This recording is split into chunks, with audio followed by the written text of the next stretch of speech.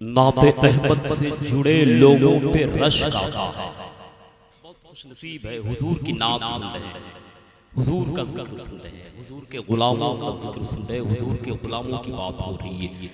नाते अहमद से जुड़े लोगों पे रश गाता है। सबकी किस्मत में ये तौकीर कहां होती है। नाते अहमद से जुड़े लोगों पे रश गाता है। सबकी किस्मत में ये तौकीर कहां होती है। एक निस्बत से मदीना है दिलों की धड़कन, वरना शहरों में ये तासीर कहां होती है। एक निस्बत से मदीना है दिलों की धड़कन, एक निस्बत से मदीना है दिलों की धड़कन, वरना शहरों में ये तासीर कहां होती है। हज़रात बिल्कुल आखिरी कड़ी में हम इस कॉन्फ्रेंस के पहुंच गए हैं। आखिरी हिस्सा है, आखिरी वक्त है और सरपरस्ते जलसा, सरपरस्ते बज़्म की सूरत में खतीब अहले सुन्नत नाशिर मसलके आला हजरत उस्तादुल असातिज़ा हजरत अल्लामा अश-शाह हजरत अल्लामा सिबगतुल्लाह साहब मिसबाही, बड़ी इनकलाबी आफाकी मुअम्मर शख्सियत, खिताबत का लिबादा ओढ़कर हदिये तबरीक व तशक्कुर के जुमले के साथ हमारी और आपकी समातों की मेज पर इश्क़े रसूल के गुलदस्ते सजाने के लिए तशरीफ ला रहे हैं। एक बार इस्तक़बाल कर ले। नारे तकबीर, नारे रिसालत, शामे तैबा कॉन्फ्रेंस, नारे तकबीर, नारे रिसालत। अमीर शहर को तलवार करने वाला हूँ मैं, जी हुजूरी से इनकार करने वाला हूँ। कहो अंधेरों से दामन समेट ले अपना, मैं जुगनुओं को अलमदार करने वाला हूं। मैं जुगनुओं को अलमदार खर्च करने की वजह से ये जलसा इसलिए इतना कामयाब हुआ है कि इन शहजादगान की आमद हुई है। ये कई सालों तक ये जमीन सैयदजादों की खुशबुओं से महकती रहेगी, कई सालों तक, कई सालों तक।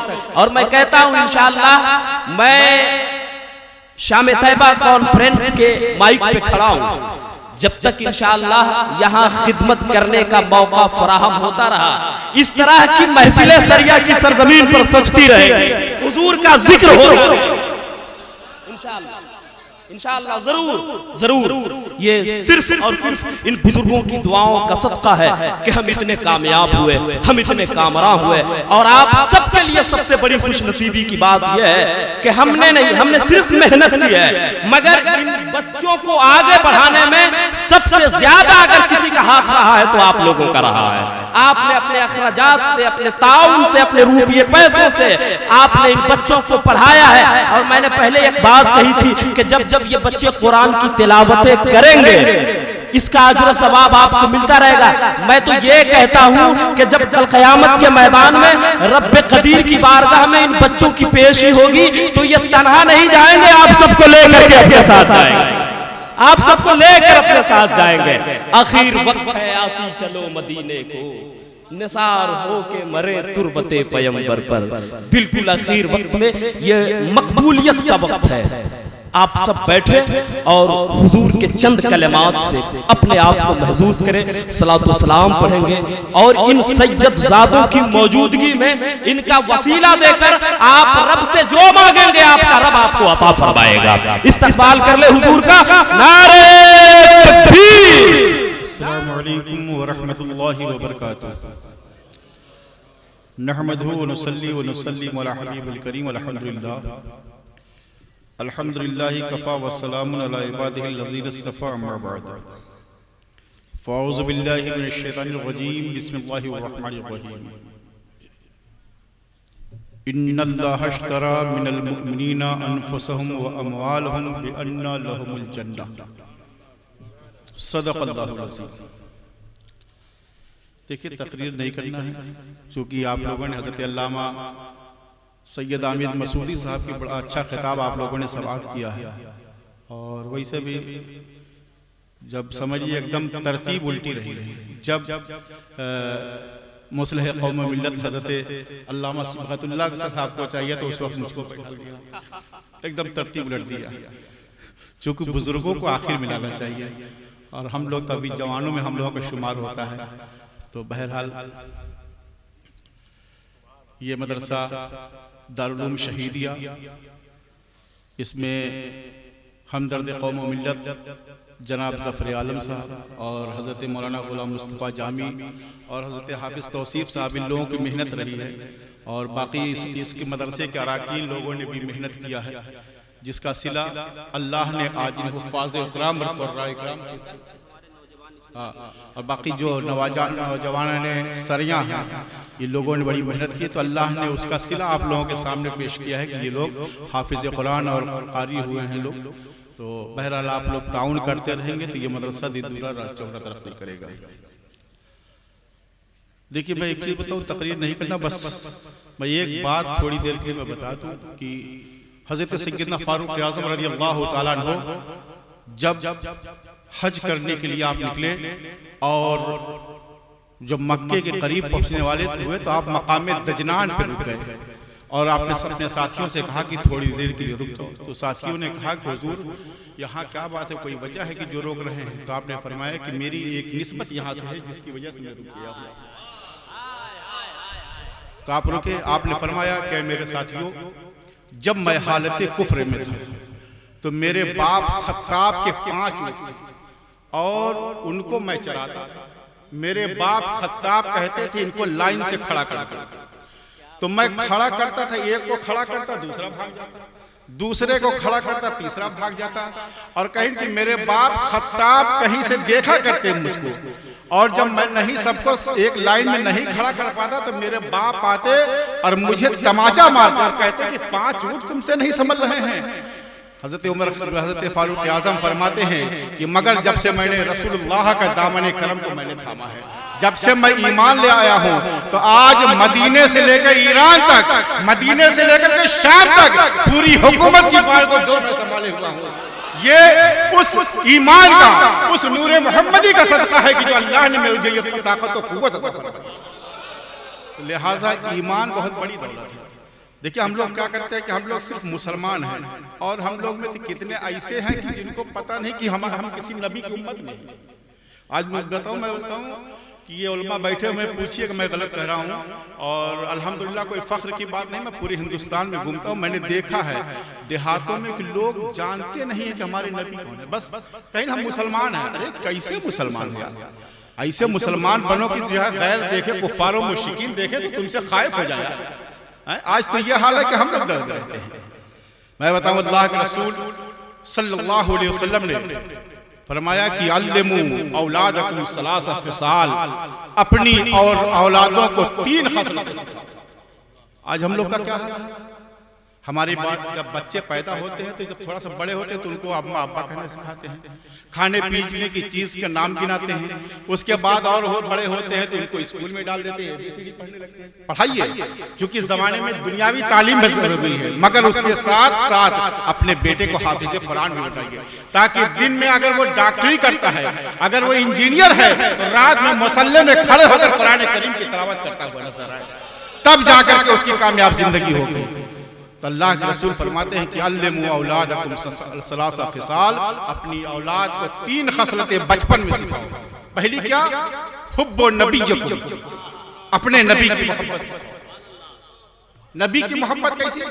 सिर्फ ऐसा नहीं कि ला इलाहा इल्लल्लाह मुहम्मदुर रसूलुल्लाह पढ़ा दिया, बताओ कि मोहम्मदुर रसूलुल्लाह की शान और अज़मत क्या है, ये बताओ। जब मोहब्बत किसी से होती है तो ऐसा ही नहीं होती, जब उसकी अज़मत दिल में पैदा होती तब मोहब्बत होती है। देखिए आप कुछ देखिएगा कि जिस किसी से आप मोहब्बत करते होंगे तो उसकी अज़मत, उसकी शान, उसकी बुजुर्गी आपके दिल में बहुत होती होगी, तो आप सोचते होंगे कि ये बहुत बड़े हैं, इस वजह से उनकी ताज़ीम करते हैं। तो सिर्फ आप कलमा पढ़ाइए, ये कलमा पढ़ाइए, मगर उसके साथ ये बताइए ये मोहम्मदुर रसूलुल्लाह है कौन। ये जो शान हम लोग है ना, हम लोग जब बाहर जाते हैं तो हमारे बच्चे लोग जिद करते हैं कि अब्बा बाहर जा रहे हैं तो कुछ लेकर के आइएगा। आप लोग भी जानते होंगे, तो आप हाफिज तनवीर साहब के बच्चे हैं, ये जाते होंगे, ये तो बहुत घूमते हैं पूरे, मेरे ख्याल से पूरे बिहार का दौरा करते हैं माशाल्लाह। और तो जब ये लोग आते हैं, हम लोग आते हैं, तो जब कुछ लाएं तो अपने बच्चों को तो ये बताएं कि बेटा ये जो कुछ हम लेकर के आए हैं और ये जो शान और अजमत हम लोगों को है, ये मोहम्मद रसूलुल्लाह की देन है, उनकी शान और अजमत की देन है कि आज हम लोगों को ये मकाम मिला है। ये चीजें बताइए। और दूसरी क्या है, वो हुब्बो अहले बैत ही, और अपने नबी की अहले बैत की मोहब्बत सिखाओ। अहले बैत कौन है? अहले बैत जानते हैं? सब आप जान जाते हैं ना, सैयद साहब हैं। अरे ये जानिए कि अहले बैत कौन है।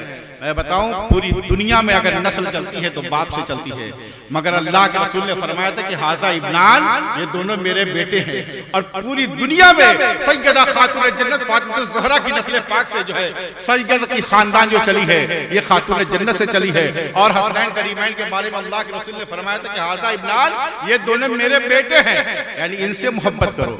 आप जानते हैं हम लोग करते हैं क्या है कि जो मुहर्रम का महीना आता है, या मान लीजिए अभी महफिल चल रही थी, नारा लगा रहे थे कि इमाम हुसैन के नाम पे नारा लगा रहे थे, गौसे पाक बुजुर्गों। देखिए मैं बताऊं, नारा लगाइए अच्छी बात है, ये सुन्नियों की पहचान है, मगर सिर्फ नारा लगाने वाले मुसलमान में बन गए।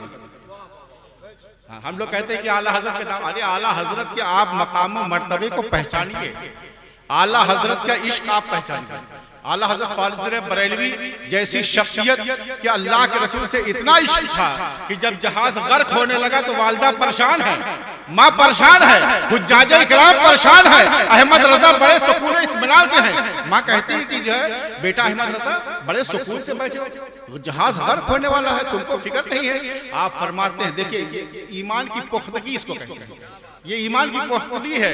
आप कहते हैं कि अम्मी जान, अल्लाह के रसूल ने फरमाया कि जिसने बिस्मिल्लाहि मजरीहा व मुरसाहा इन्ना रब्बी लगफूरुर रहीम पढ़ लिया, जहाज गर्क नहीं हो सकता। ये अम्मी जान अहमद रजा ने इस दुआ को पढ़ा है, लिहाजा जहाज गर्क नहीं हो सकती। तो सिर्फ नारा मत लगाइए। ये उलमा बैठे हो सकता है कि अगर मैं गलत बोल रहा हूं, आप लोग इस्लाह फरमाइएगा कि नारे वाले सुन्नी सिर्फ मत बनिए, बल्कि अमल करके दिखाइए कि जो है उन बदमजहबों को कि तुमसे ज्यादा हमारा ईमान है, हमको ये साबित करना है।